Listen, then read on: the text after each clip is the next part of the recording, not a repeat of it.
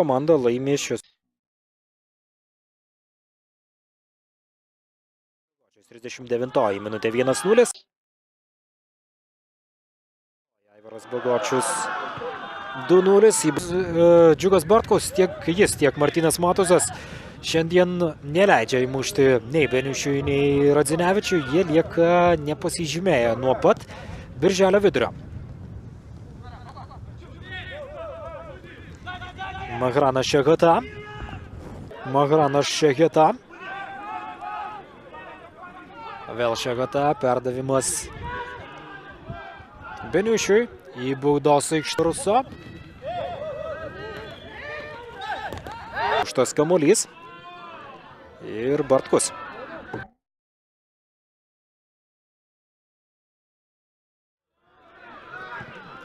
Mahranas Šeheta. Laimėjo Kruoja, bet rungtynių pabaigoje Arminas Vaskela įvartį įmušė ir šiek tiek sugadino gimtadienio šventę Martynui Matuzui 2-1.